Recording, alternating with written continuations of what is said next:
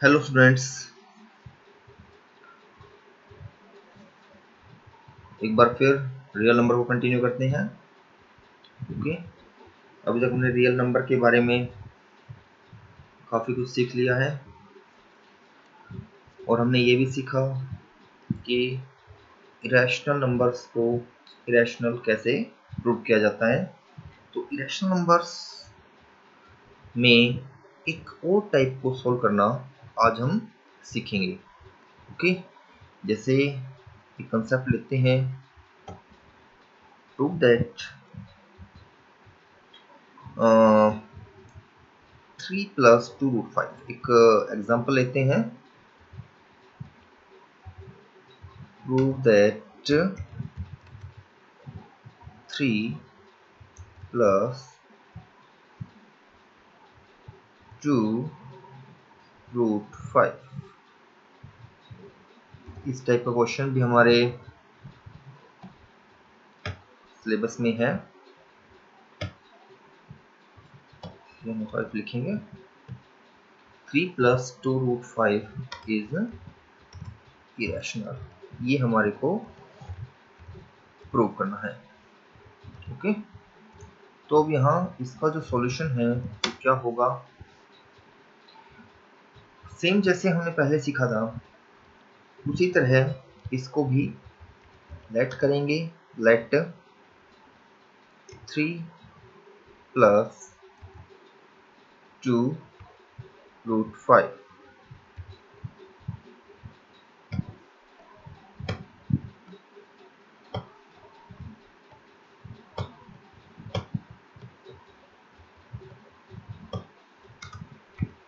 is a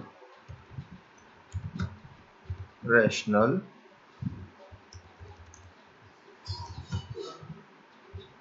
number. इसको हम क्या मान लेते हैं, रैशनल नंबर मान लेते हैं। ओके, तो एक बात बताओ, जब ये रैशनल है तो हम इसको किस फॉर्म में लिख सकते हैं। So 3 + 2√5 is express in p/q form. ऐसा ही होता है ना, rational number equal to p/q। Okay, यहाँ q की वैल्यू क्या होगी, q is not equal to 0। q is not equal to 0, ये कंडीशन है, is not equal to 0। और दूसरा क्या होता है, p and q are co-prime numbers।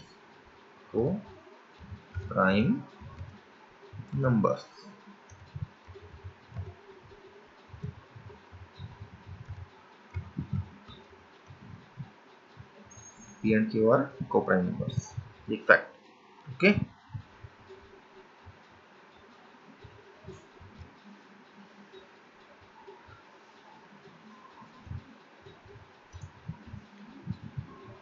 तो देखो जैसे ये दो लाइनें सेम वैसी ही हैं जो हम ऑलरेडी सीख चुके हैं। अब यहाँ से आगे थोड़ा सा चेंज करेंगे। ठीक है, हम लेफ्ट हैंड साइड से 3 को पिक करेंगे और राइट हैंड साइड में लेके आ जाएंगे। तो ये क्या हो जाएगा, सो यहाँ बचेगा हमारे पास क्या, 2√5 है ना, और इक्वल टू p/q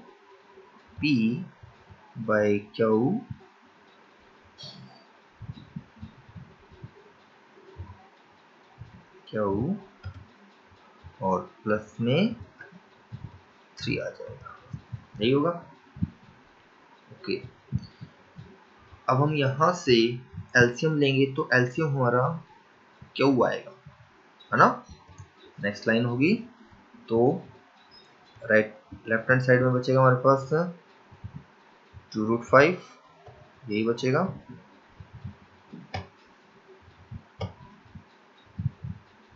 2√5 है ना। और राइट हैंड साइड में 3 एलसीएम ले लेंगे तो ऊपर हमारे पास जो रिजल्ट आएगा, देखो जब 3 एलसीएम यहाँ से लिया जाएगा तो P 3P+1 एलसीएम अगर किसी को लेना ना आए तो थोड़ा सा सीख लेना। एलसीएम यहाँ से क्यू आएगा, एलसीएम इज क्यू, ओके। तो नीचे तो क्यू आ जाएगा हमारे पास, और ऊपर जो टर्म बचेगी वो बचेगी क्या, P प्लस 3Q है ना। ये एलसीएम लेने के बाद रिजल्ट आएगा। अब यहाँ से 2 को पिक करो और राइट साइड में ले आओ, तो नेक्स्ट लाइन हमारी वहाँ बनेगी, वो क्या बनेगी, हम लेफ्ट हैंड साइड से 2 पिक करते हैं तो राइट हैंड साइड में वो नीचे क्यू के साथ लग जाएगा, यानी कि 2Q हो जाएगा, okay. So left hand side में हमारे पास क्या बचेगा, सिर्फ √5, क्या बचेगा यहाँ, √5, ऐसा ही होगा, okay, equal to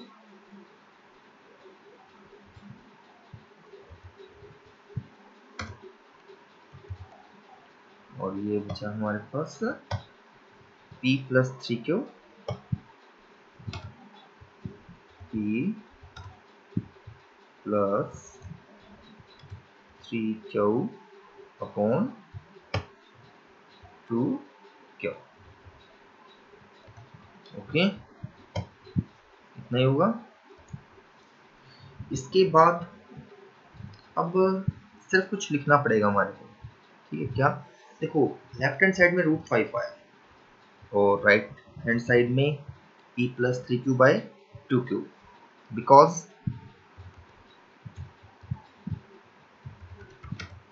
P and Q are co-prime numbers, okay. So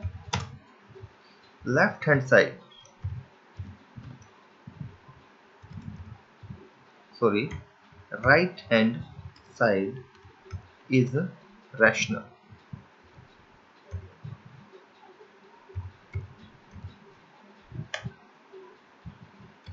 but right hand side क्या हो गया, rational, but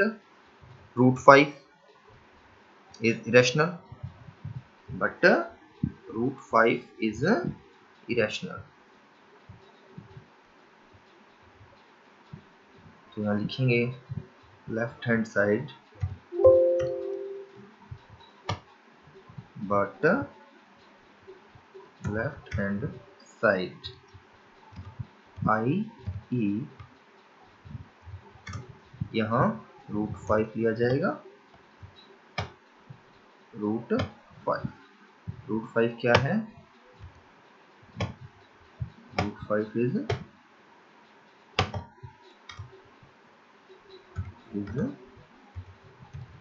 irrational,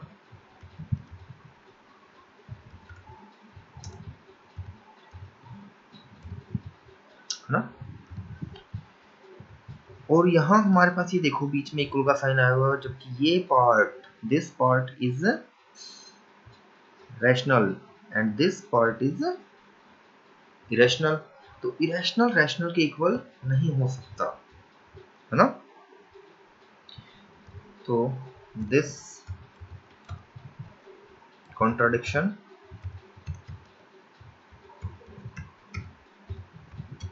arise due to our wrong assumption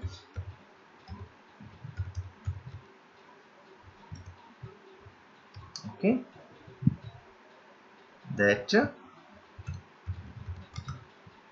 3 plus root 5, 3 plus 2 root 5 is irrational.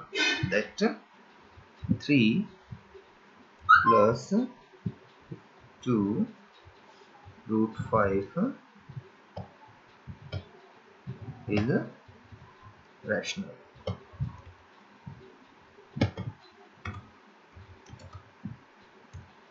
Rational.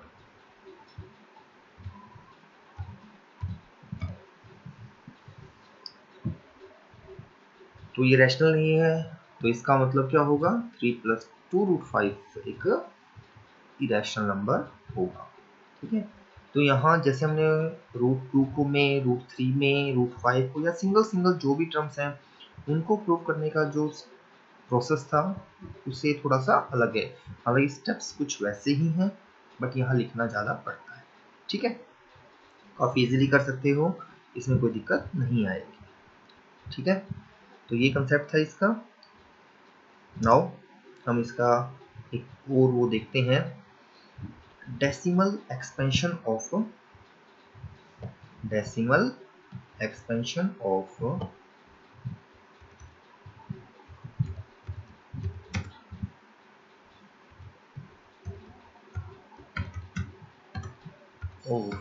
rational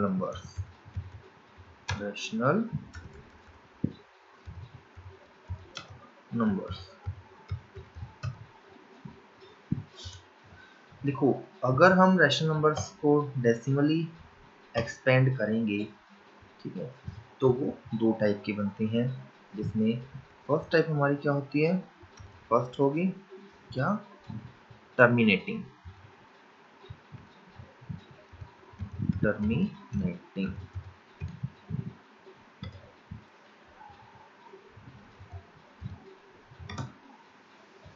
और एक होगा non terminating. एक बात याद रखनी है, अगर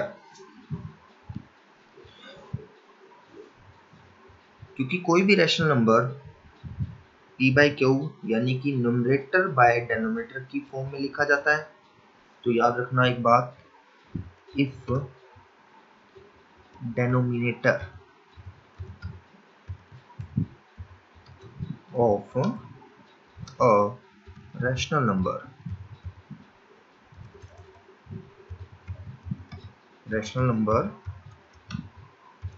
is in form 2 raised to the power n multiply by 5 raised to the power m.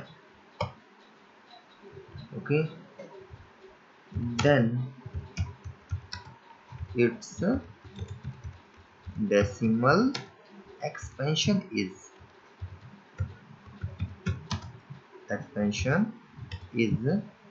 terminating.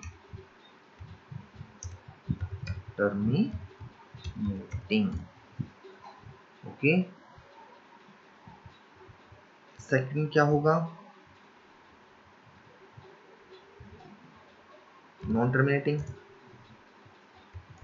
Non terminating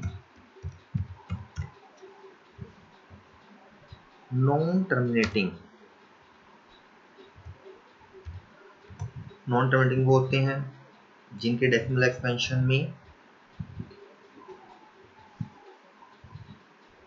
result quotient का एंड नहीं होता, वो चलता ही रहता है। ओके, तो नॉन टर्मिनेटिंग भी यहाँ फर्दर 2 टाइप के होंगे, याद रखना। यहाँ हम इसका एक पार्ट लेते हैं, ए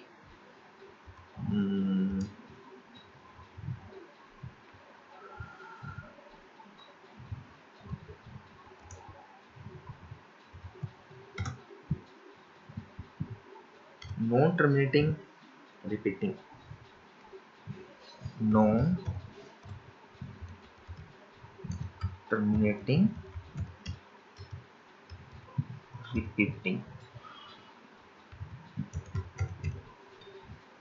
ओके, और दूसरा नॉन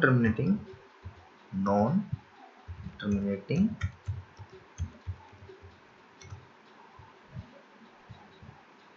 non-repeating, non-repeating।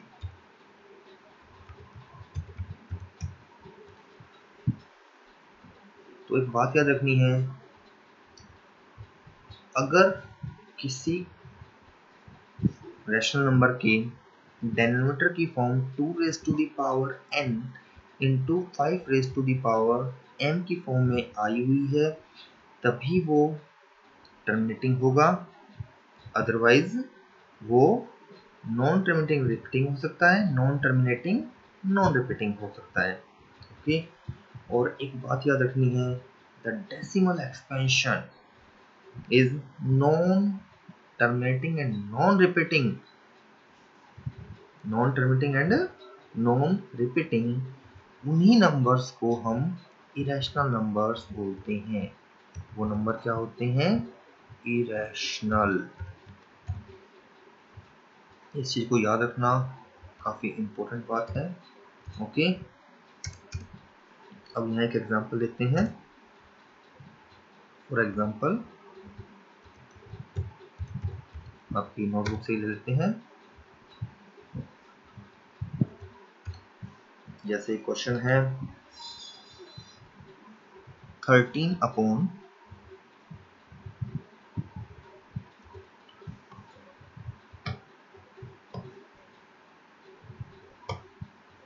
3125 3125। हमको ये चेक करना है कि इसका डेसिमल एक्सपेंशन कैसा होगा। ओके, तो सबसे पहले जब इसको सॉल्व करोगे, ठीक है, तो हमको ये देखना है कि 3125 को हम क्या कर लिख सकते हैं। पहले इसके प्राइम फैक्टर्स फाइंड आउट करने पड़ेंगे। तो 3125 को हम लिख सकते हैं क्या, 5 मल्टीप्लाई बाय 5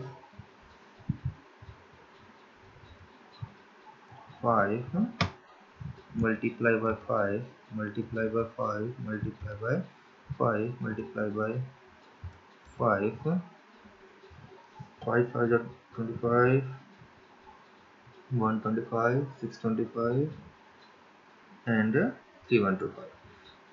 ओके, अब यहाँ जो मैं स्टेप अप्लाई करूँगा इसको काफ़ी अच्छे से समझना। देखो, अब हम इसको लिख पाएंगे क्या, 13 upon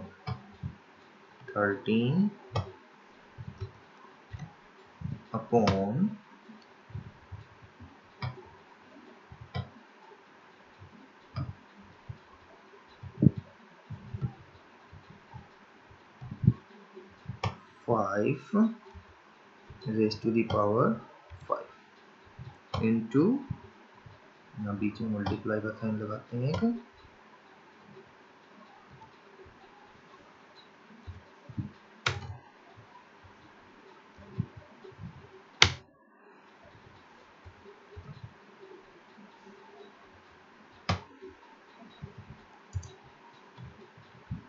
into 2 raise to the power 0। ऐसा ही है क्योंकि यहाँ 2 है ही नहीं देखा जाए तो, ठीक है ना।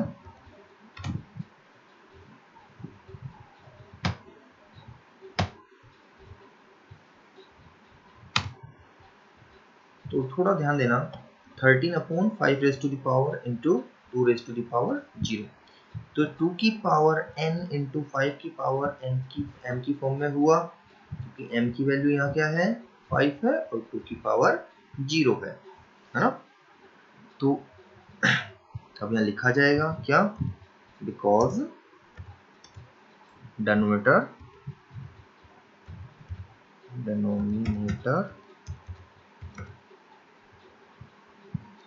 is in form 2 raised to the power n, है ना।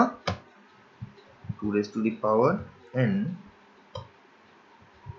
multiply by 5 raised to the power m, power में आएगा ये 5 raised to the power m. Okay, so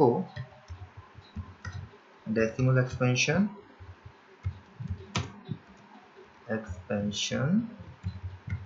of given number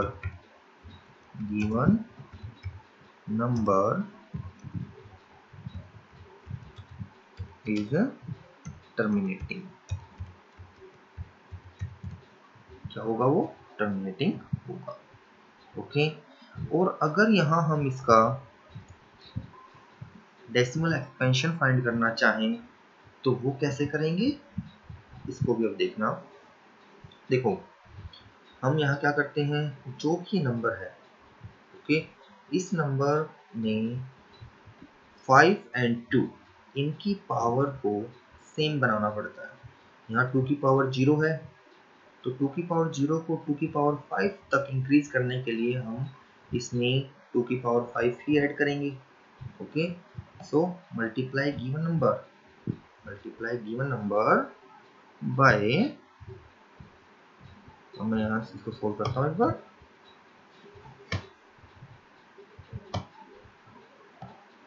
thirteen upon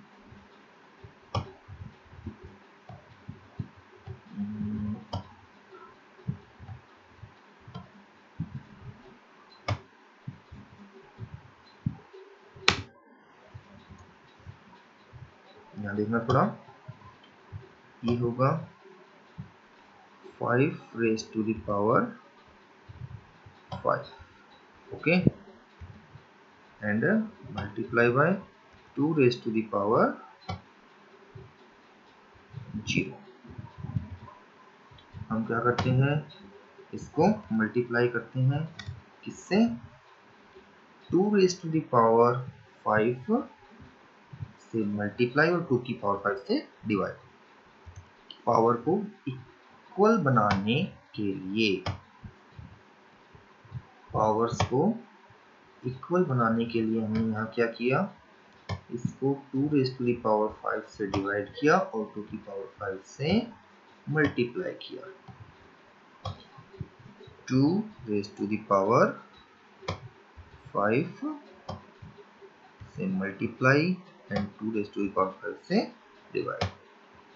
okay, 2 raised to the power 5 का मतलब क्या होता है, तो ये बन जाएगा हमारे पास क्या, 2 raised to the power 5 का मतलब होता है 32, है ना. 2 into 2 into 2 करोगे तो रिजल्ट हमारा क्या बन जाएगा, अब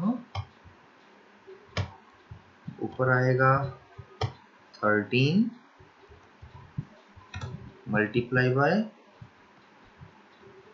मल्टीप्लाई करेंगे तो मल्टीप्लाई का सिंबल लगाना पड़ेगा बीच में, और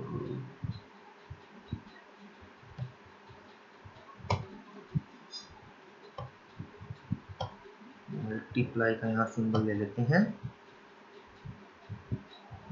यहाँ मल्टीप्लाई बाय 32, और नीचे क्या आ जाएगा, नीचे अगर हम इसको सोल्व करेंगे तो नीचे करने के लिए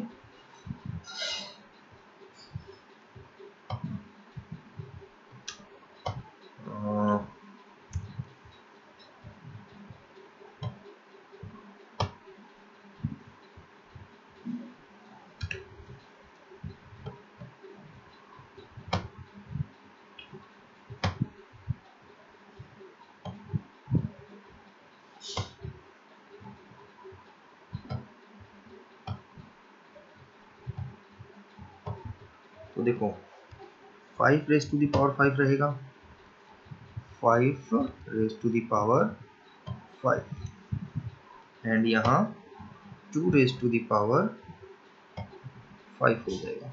ऐसा क्यों होगा, क्योंकि ऑलरेडी हम लास्ट क्लास में पढ़ चुके हैं कि देखो यहाँ मल्टीप्लाई होगी सबकी, यहाँ बेस सेम है तो पावर ऐड होंगी, तो 2 raised to the power 0 plus 5 करेंगे तो 2 raised to the power 5 हो जाएगा, और 5 raised to the power 5 तो ऑलरेडी है. तो यहाँ से रिजल्ट हमारे पास क्या होगा, ऊपर अगर हमने इनकी मल्टीप्लाई की 13 एंड 32 की अगर हम मल्टीप्लाई करते हैं तो रिजल्ट क्या आता है हमारे पास?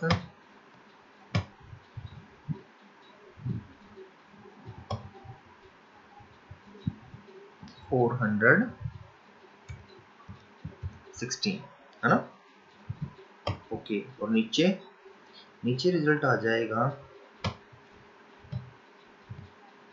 10 raised to the power 5। 10 raised to the power 5 क्या ऐसा ही होगा?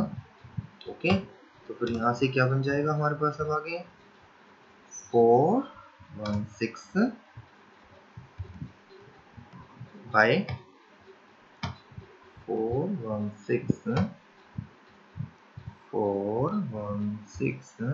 डिवाइडेड बाय 1 कि आगे हम 5 जीरो लगा देंगे, ऐसा ही होगा। ओके, और इससे क्या रिजल्ट आएगा? इससे रिजल्ट आएगा हमारे पास डेसिमल की 5 प्लेसेस के बाद से पहले डेसिमल आना है, तो देखो 0.00 and 416, this is the answer. और यहाँ एक्चुअल डिवीजन परफॉर्म नहीं करनी, ठीक है। मतलब क्या है कि एक्चुअली इसको डिवाइड करना नहीं है। जैसे 13 को, इस 13 को अगर हम 3125 से जब डिवाइड करेंगे तो रिजल्ट यही आएगा, ठीक है। बट हमारे को प्रोसेस जो हमने यहाँ फॉलो किया उसको अप्लाई करना है। ओके, तो ये हमारे इस चैप्टर का लास्ट कंसेप्ट था, ठीक है। तो बाकी क्वेश्चंस हैं, ट्राई करना, इजीली हो जाएंगे, और प्रैक्टिस बहुत ज़्यादा करना। तो इस चैप्टर में हमने क्या क्या सीखा कि नेचुरल नंबर क्या होते हैं, होल नंबर क्या होंगे, इंटीजर्स क्या होते हैं, रैशनल नंबर्स क्या होते हैं, इरेशनल नंबर्स क्या होते हैं, ठीक है। एलसीएम कैसे फाइंड करते हैं, एचसीएफ कैसे फाइंड करते हैं, यही है ना। एचसीएफ बाय यूक्लिड डिवीजन सीखा, ओके। और इरेशनल नंबर्स को इरेशनल कैसे प्रूव किया जाता है ये सीखा, ठीक। और याद रखना इरेशनलिटी कंसेप्ट से 1 क्वेश्चन 3 मार्क्स का हमेशा आता ही आता है, ओके। तो चैप्टर को रिकॉल करना, कोई प्रॉब्लम आए तो डिस्कस करना, okay. Thank you, have a nice day.